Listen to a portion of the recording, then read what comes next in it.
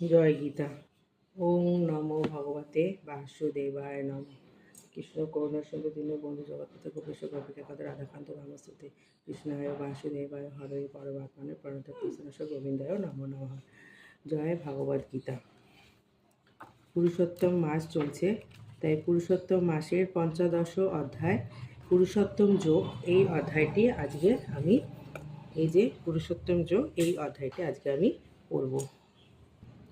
621 নম্বর page. Gita শ্রবণ করা খুব ভালো জিনিস। এই যে পুরুষোত্তম যোগ পঞ্চদশ অধ্যায়। জয় গীতা। অপরাধ ভুলটি ক্ষমা করে প্রভু। ঊর্ধ্বমূল মধ্য শাখ মৎস্যথং প্রাহুর্বায়ম ছন্দাংশি যস্য পর্ণাদি যৎসং বেদ স বেদবিত।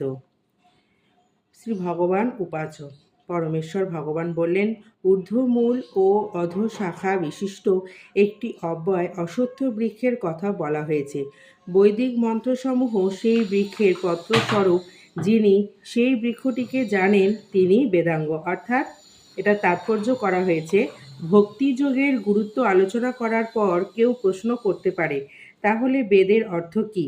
এই অধ্যায়ে বর্ণনা করা হচ্ছে যে বেদ অধ্যয়ন করার উদ্দেশ্য হচ্ছে পরমেশ্বর ভগবান শ্রীকৃষ্ণকে জানা। সুতরাং যিনি কৃষ্ণ ভাবনাময়, যিনি ভগবানের ভক্তিযুক্ত সেবায় নিযুক্ত হয়েছেন, তিনি ইতিমধ্যেই বেদের পূর্ণ জ্ঞান আরোহণ করেছেন।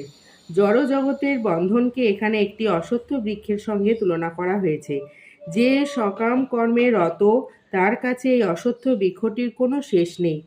সে এক ডাল থেকে আর এক ডালে, সেখান থেকে অন্য এক ডালে, আবার আর এক ডালে, এইভাবেই সে ঘুরে বেড়ায়। এই জড়জগৎরূপী বৃক্ষটির না কোনো অন্ত নেই, এবং যে এই বৃক্ষটির প্রতি আসক্ত, তার পক্ষে মুক্তি লাভের কোনোই সম্ভাবনা নেই। মানুষকে ঊর্ধ্বমুখী করার জন্যই যে বৈদিক ছন্দ, তাকে এই বৃক্ষের পাতা রূপে বর্ণনা করা হয়েছে।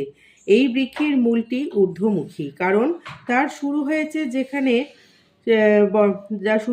যেখানে ব্রহ্মা অধিষ্ঠিত, সেখান থেকে, অর্থাৎ এই ব্রহ্মাণ্ডের সর্বোচ্চ গ্রহলোক থেকে। কেউ যখন মায়াময় এই অব্যয় বৃক্ষটির সম্বন্ধে অবগত হতে পারেন, তখন তিনি তার বন্ধন থেকেই মুক্ত হতে পারেন। মুক্ত হওয়ার এই পন্থাটিকে ভালোভাবে উপলব্ধি করা উচিত।